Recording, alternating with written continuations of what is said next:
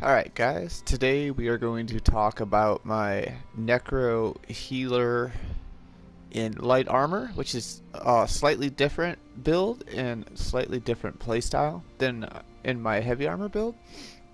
However, I'm not going to go into extreme detail on this one because even though it plays a little differently, it is basically the same. So I did say I would talk about this, so we're going to talk about it. So first off, she is a Breton, and Breton is super OP since the last patch when they buffed him. I use Breton for pretty much all my healers. If you're looking for solid sustain, Breton is definitely a good choice.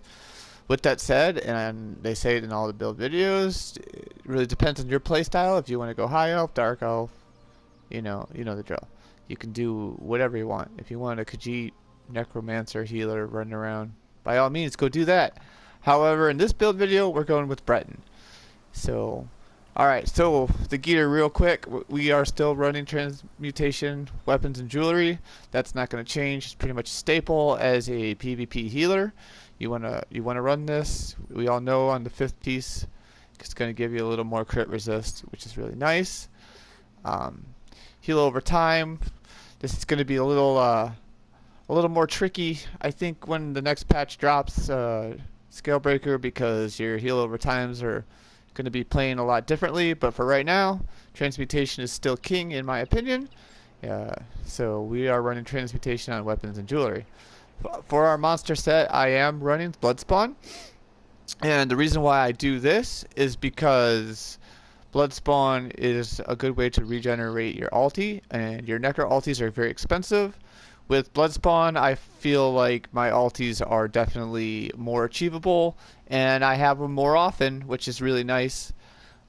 So yes, we are running Bloodspawn. If you do not want to run Bloodspawn, you can run Earthgore, you can run Troll King. Just do your playstyle. It's really up to you. I'm just telling you what I'm doing currently, and I'm currently running Bloodspawn. And then for our body pieces, we are running 5-piece Armor Master. Alright, so this is a new set for me on my builds. I run this on my Warden. It's very effective, super nice. It's max health, and then adds physical resistance, spell resistance, and when you have an armor ability slotted, your max health is increased by 5%. When you use an armor ability, your physical and spell resistance goes up by 5,000, which is nice for 10 seconds. This on top of your transmutation is going to make you very tanky. And as a healer, that's what you want, my friends. You want to be very tanky. You want to just be a hard thing to deal with. You don't want them to burst you down and then just wipe the rest of your team because you're not there to heal them. You want to be what they call a Zergling or a heal bot or whatever nasty words they're going to throw at you. This is what you want to do. You want to make them mad. You want to survive just about anything they can throw at you. And then while we are running an Armor Master in all light, and the reason why we are doing that is because it's going to give us a little more crit. It's going to give us a little more spell damage. It's going to make us very hard to deal with. So our heals are going to hit harder, but we remain very tanky still. Also, it's going to keep us light on our toes, and we're going to be able to move fast with our group. We're not going to be bulky and slow. We're actually going to be able to move around, kite, do it pretty much anything we want to do. Heavy armor is very effective for what it does. It does, however, as a Necro, because you're already pretty fucking slow, it does slow you down. So I found that running light armor and Armor Master in particular is a really nice way to go. A lot of people say it's cheese. That's fine. I say whatever works, man. Honestly, it's like if one guy says it's cheese, but the other guy says, hey, it's what's working, dude, you go with what works. Don't worry about what other people think, man. You do you. Don't let other people discourage you from running a build that you want to run because it's effective. And I mean, the ultimate goal is to be effective. If Joe Blow doesn't want to run, Necropotence and Armor Master because Joe Blow did that and it's cheese, dude, who cares what Joe Blow says, man? Just do you. That's what I'm saying. Like, I run this on my Warden. That's what makes me super OP in my past videos. You've seen my tankiness, but you see me just light on my toes, and you're probably like, well, how the fuck's this guy doing that? Well, I'm finally telling you guys how I'm doing it. I'm running light Armor Master. That's what I'm doing. It's pretty simple. So, alright. So with that said, in our skill lines, we are going to run all of the light armor passives and harness magicka. Of course, it's going to be very key because that's where you're going to get your extra bulk. So yes, and then we are going to run all the resto passives except for absorb. We are not quite fully leveled on one-handed shield, but you're going to want to run all those passives as well. All the living death passives, all the bone timer passives. As you see, I still do not have this to level 50 yet. And then you're going to want to run all the passives in Gravelord as well. We also need to talk about running continuous on assault, combat frenzy on assault, and then combat medic under support, and then battle resurrection under support. You're going to want all your racial passives, and you're going to want to run medicinal use. Also, I do not have it, but you're going to want to run your Undaunted as well. I'm having a hard time getting into PvE. Nobody's asking for a Necro Healer in PvE, so my Undaunted's a little behind. It's whatever. It doesn't hinder me, although I would really like to have that Undaunted passives because it's really nice to have. So you're going to want to level your Psijic Order. I just have not had time to get to this. And under Mage's Guild, you're going to want Inner Light. I have nothing in Fighter's Guild. And so there's your passives. We'll go up into abilities on our back bar, which is our sword and board bar. We're going to run Unnerving Boneyard. This is going to take a nerf in the next patch. I understand that. It's okay. For right now, we're going to run it. I think even when it does take its nerf, I think it's still a really decent ability to have because you're going to apply Major Breach and Fracture, and you're going to do a little bit of damage if your opponents, sync up with your synergy. So it's real nice. It also does a little damage on top of everything else too. So, I mean, this is a really nice ability. It is a little OP. I could see the nerf. I think it deserves the nerf, especially if you have corpses on the ground. This ability just really does a lot of work, and it's cheap, so it does need to be nerfed, but for right now we're gonna run it. It's OP. It's like your equivalent of Corrupted Pollen on my Warden. I like to go back and reference to my Warden because that's the class I'm used to playing, and I really figured out a way to make the Necro work much like the Warden. And with that said, we're gonna run Spirit Guardian because much like our Betty, it's gonna proc a bunch of things, which is super nice. And it does heal us or our opponents. I think the real key part to running the Spirit Mender is while it's active, 10% of the damage you take is transferred to the Spirit instead. This is just a little bit of extra to make you a little bit more tanky. It's nice. I mean, any little bit's gonna help, and any advantage you can have, man, take it. Take every advantage. All right, we are gonna run Harness Magicka on our back bar for that 5% health. You do not have to do this. This is a flex spot. You could put whatever you want here. It's fine. I just do this for a little padding. Like I just stated, every little advantage, I'm going to take it. I'm going to take it. So we are going to run this. It is going to give us that 5% health for our Armor Master. And then, of course, if we're on our back bar and we do need to pop this to get that extra resistance, it's there for us to do. So it's nice. All right, this Summoner's Armor. We know what this does. It gives us a little more spell and physical resistance. It's going to make us, again, a little more tanky. And it also reduces the cost of our Spirit Mender by 12%. It's really nice. We like that. And then we are also going to run Blood Sacrifice on our back bar. This is a nice little self-heal. It does put Defile on ourselves, but we can purge it. It's really not a big deal. Or we can not purge it. It really doesn't hinder our healing. It really doesn't. I'm telling you right now, it doesn't. When I use this, switch over to my other bar and start healing again, we're good. We're good. We're not. It does not hurt us. It's not that bad. And then, of course, we're going to run Renewing Animation on our back bar. And, of course, this is going to bring back 3 of our allies. But the key part, the reason why I run this morph of it is you receive the 5300 Magicka and Stam for each ally you resurrect. If you get all 3, you're basically right back to full stats. It's really nice. It's really nice. I think people overlook that. I do not. I look for the advantage. I would rather have my resources restored than a couple blast bones to do minuscule damage, because you're a healer and your spell damage really isn't that high. So this, by far, for a healer, is the better choice, hands down. I'm not even going to argue with anybody about this. So on our front bar, which is our rest of the staff, we are still running the Colossus. Again, we aren't running this so much for the damage. The damage is minimal, but it is there. It does help a little bit. We are mostly running it for the stun, which lasts 4 seconds.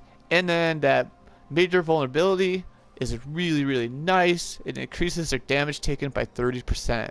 So if you're running with, like, say, a bomb group and they're looking to ulti dump, of course you're going to put this down first. It's going to stun them, which is going to make them kind of locked into one spot, and then it's going to make them take 30% more damage. So you drop this, you drop a permafrost. This is not new. You guys have watched my videos. If you haven't, maybe you should. You're going to drop this, then maybe your next guy's going to drop his perma, and then you go with whatever your bomb is, which is, if it's a Necro Bash, which is actually pretty overkill, because I'm telling you right now, this plus a permafrost is pretty much going to damn near wipe the group anyway.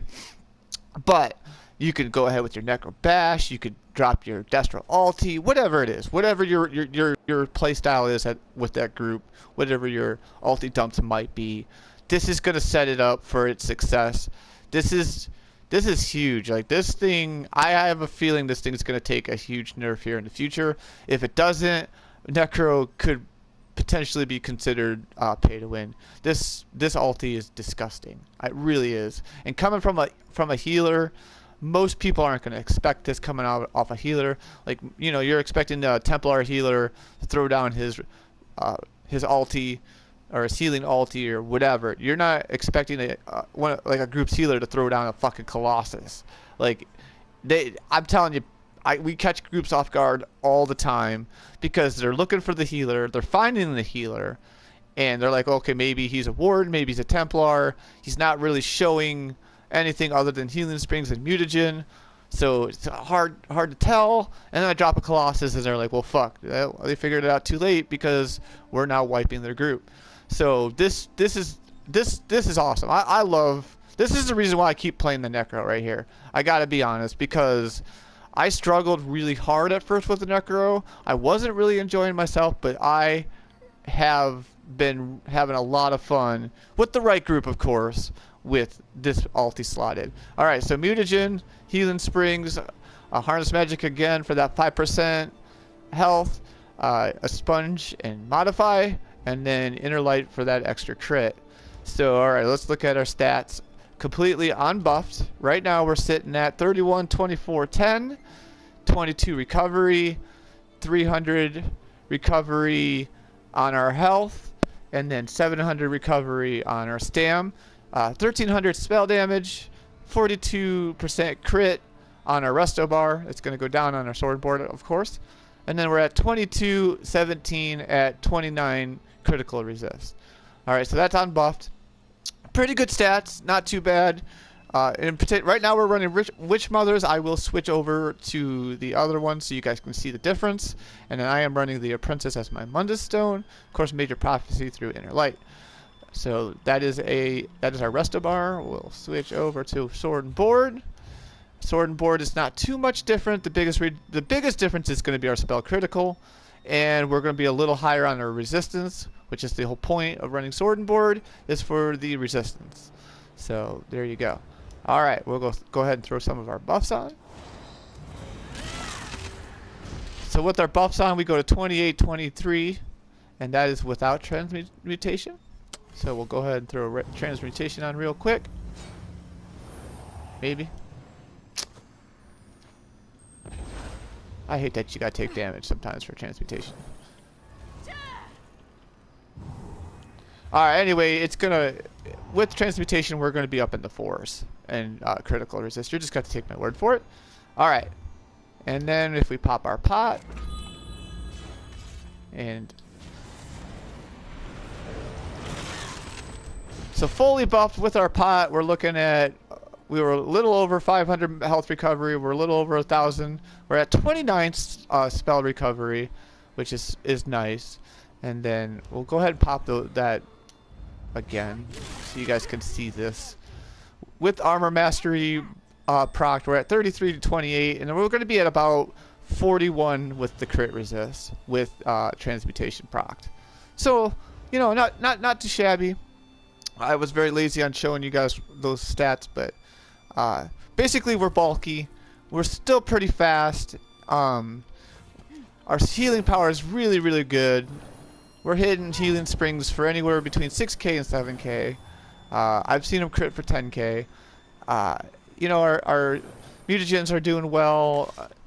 Our blood sacrifice usually hits for about 4k. So our healing power is there. It's a solid build. I highly recommend you guys try what works for you. And thanks for watching my video. We're going to go ahead and watch some gameplay. It'll be very short. We're just going to talk about that Colossus ulti and how to use it properly, basically. And then, alright guys, thanks again. Enjoy the gameplay.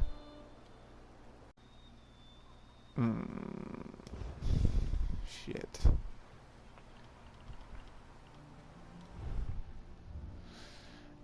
Alright, so I forgot about my CP, so let's just cover that real quick. Again, this is my playstyle.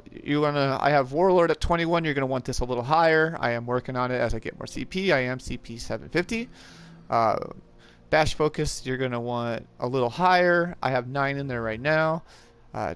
Tenacity is 37, Alchemist 100, Mooncalf 43, Healthy 20. And then Shadow Ward is at 13, you're going to want this a little higher. And Tumbling is at 7, you're going to want this a little higher. You are going to tumble a lot.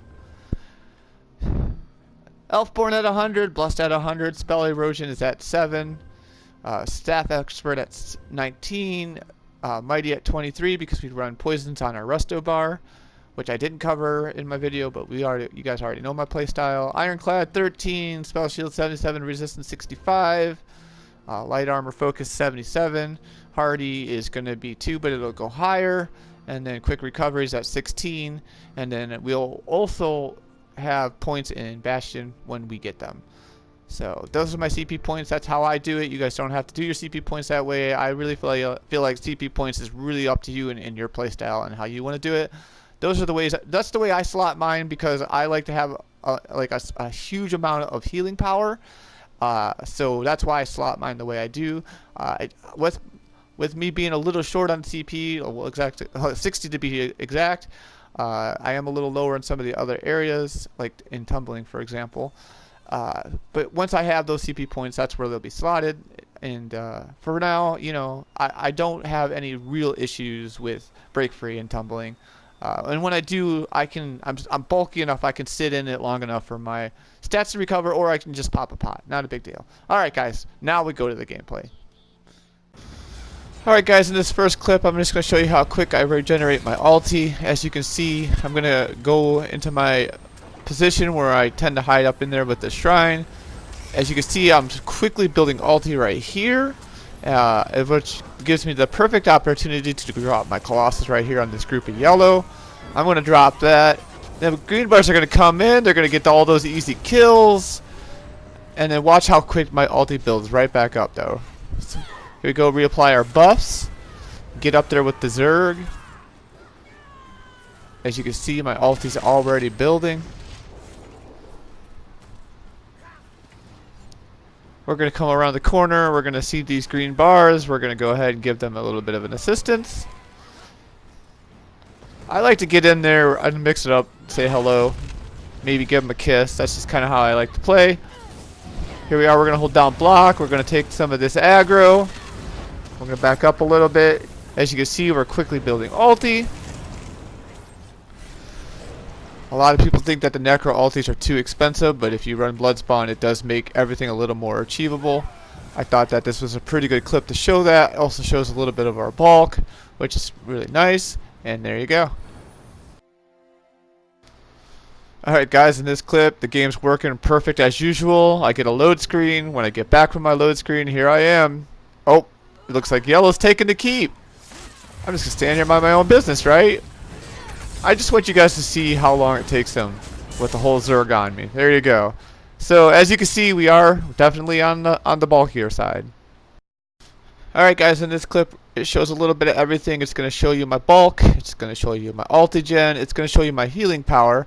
Ultimately do end up dying in this clip due to overwhelming circumstances. By that I mean a whole lot of yellows getting a little Zerg happy. But it's really hard to find like a good way to kite in a Zerg fight like this. The best thing to do is just to kind of stay on your toes and stay out of the stupid. In this particular clip also I had noticed one of the reasons I died is I didn't realize I was taking a lot of the oil damage because I'm used to having bright colors like indicating like when I'm standing in the stupid, and for some reason they all reset and I wasn't used to that. So instead of seeing big bright orange, I was seeing like pale red here. So alright, I do die there, but it just gives you another example of how bulky I can be, and that's all I got for you guys. Again, I just wanted to show a little bit of gameplay, nothing too crazy. Thanks for watching my video. Take it easy, guys. Peace. Alright, guys, I lied. I'm going to give you a little bonus clip here. This is what in one of my videos that I had posted recently. This is going to show you exactly what I was talking about. I'm going to drop my Colossus, and then my teammate's going to drop his Permafrost. Boom, boom. All of a sudden, all those reds just simply melt in front of us. So there you go, guys. That's what I wanted to show you. A little bit of what the Colossus does when it's synced up with something else. There you go. That stun is brutal. Yeah. The vulnerability, yeah, and